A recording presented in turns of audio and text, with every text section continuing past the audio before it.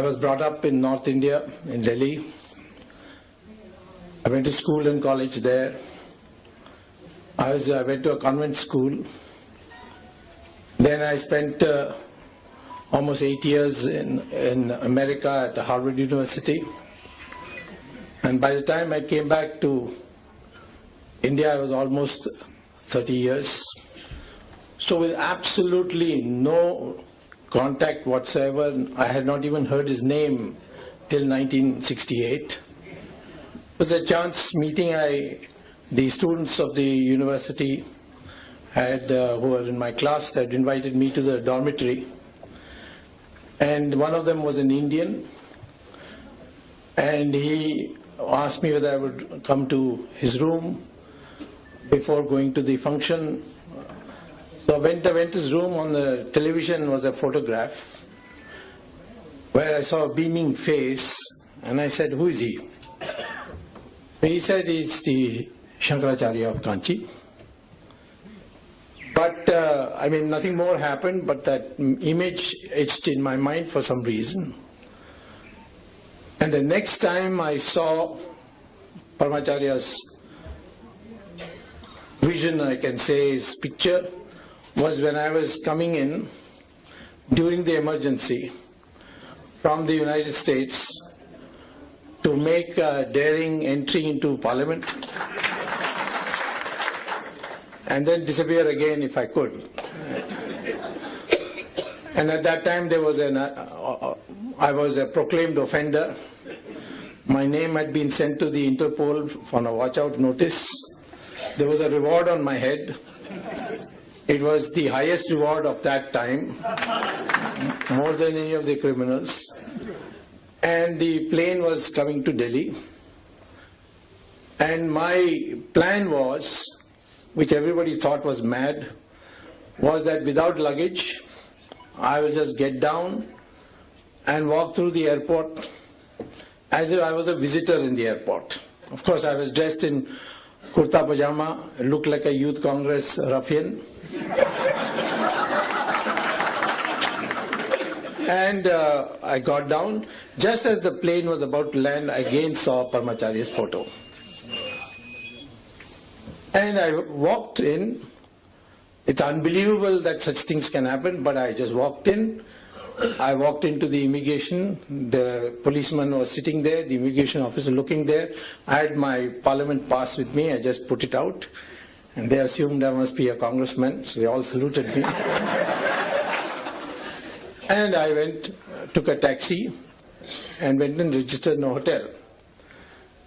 After that, of course, after a few days, I went into Parliament and again disappeared and went back to the United States. But I made one resolve, that I must one day go and see him as soon as the emergency is over. I had no idea emergency would get over so soon. But I made a decision. So when in 1977 the Janata had come to power, the Tamil Nadu elections to the assembly took place after the parliament election. So I was on a tour and I was passing through near Kanchipuram and I saw a hut and lots of cars and people. So I asked my party people, what is going on here? He said, no, the Paramacharya is sitting here. He's not in his mud, but he's in this hut. So I said, oh, then let me go and see him. So I went there and he was sitting there. A lot of people were there. There was a well also between us and him. And I went and stood there and peeped there. He saw me. He suddenly got up, turned his back, went inside the hut and shut the door. So I said, obviously he doesn't like me. So let us go. So I moved on to go back to the car.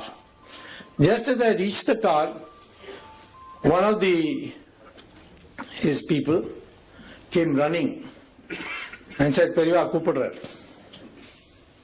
So I went back and he asked me in Tamil, "Unakku yaar adhikaram kodutha poradhukku?" So I told him, that time my Tamil was much worse than it is today. I told him, "Ninga ulla poitel, kadavu muditel, pidikadhu nenichu naan kalambiten." He said, "No, appadi illa, idu paakradhu idu thedradhukka ponen, he got a paper cutting. It was from a magazine called Dinamani Kadir. It was in Tamil. He said, "Can you Tamil padikka theriyuma?" I said, "Yeah, I can enough." So I read it, there was a photograph of me, and there was a question, "Subramanian Swamy Tamilanar." So he's given a reply, the editor, that Ama Sholavandan Node, Nindvandavar.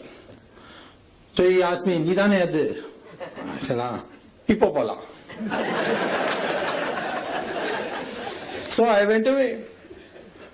Then after a month, almost the campaign was finishing, I was again passed by. And he was in the same place. So I said, "Let me go and see him again."